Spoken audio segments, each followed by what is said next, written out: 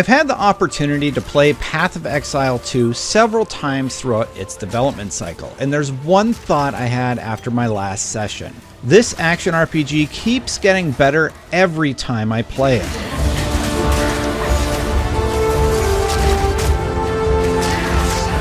The first session I had the opportunity to join was a demo at Gamescom 2023. Grinding Gear's Jonathan Rogers took me through the Warrior and Druid class, and I also had the opportunity to wait in line and try out the Monk for the first time. As expected, I got my butt kicked, but that's par for the course. In early 2024, I had the chance to try out the Ranger, whose incredibly fun gameplay loop has you shooting lightning arrows and propagating little lightning storms of death across the screen.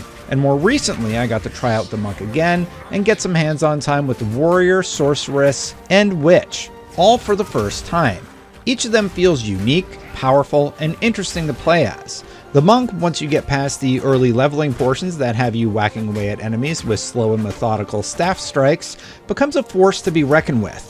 You can dash in to weaken your enemies, get a few charges, and then annihilate the playing field with an incredibly powerful staff strike to the ground that sends ripples of energy that rip into the earth itself. And once I got the hang of this class's gameplay loop, I felt like I may have found another new favorite. But the majority of my time I found myself playing as the Witch, who was one of the first classes I enjoyed in the original Path of Exile. In the sequel, the Witch starts out as a corpse-reviving menace who chooses what abilities these minions wield, and can even command them to do unique attacks to great effect. The Unearth skill gem, for instance, will create spikes of bone that travel from the earth in front of you, doing a bit of damage, but these will also raise the bones of corpses as short-lived construct minions. You'll then start unlocking skill gems like Skeletal Warrior, Skeletal Sniper, and Skeletal Arsonist. Because you'll only have a set amount of spirit early on, you'll only be able to choose one of those to get started.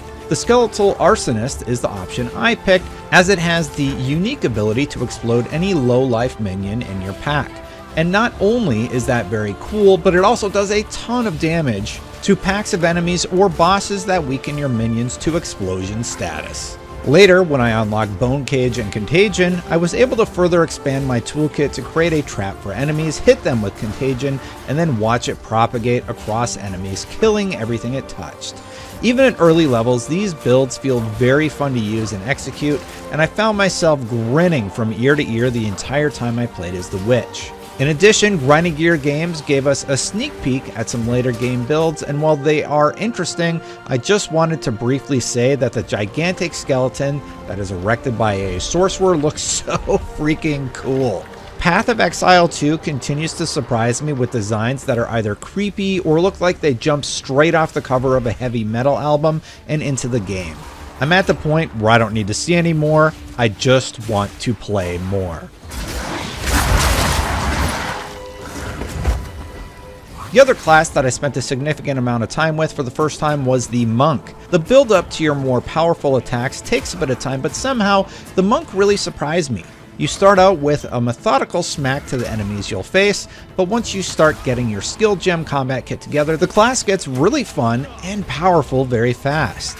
Near the end of my demo, I had the Tempest Bell skill gem that would drop a massive bell onto the battlefield. When struck with any elemental ailments, including my Frozen Locust AoE damage, it would create an elemental shockwave and deal extra freeze damage to anything in the vicinity. But my favorite combo included Killing Palm and Staggering Palm, which let me zip into battle with a Staggering Palm strike, drop a Frozen Locust into a group of enemies, attack the bell, and finish off anyone left over with the Killing Palm strike. That Killing Palm final blow would then give me a powered charge that can stack up to 3 times. Once powered up, you could execute Falling Thunder and create a ripple of damage that tore across the map and obliterated anything that got in the way. That sounds like a bit of setup, and it can be, but the reward makes it so fun to pull off time and time again. This surprisingly fun gameplay loop seems to be present for each class I've played so far.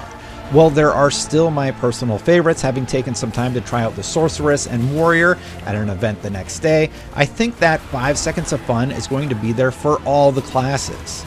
I keep finding myself grinning as I learn how that introductory skill gem build synergizes together in a way that's hard not to love.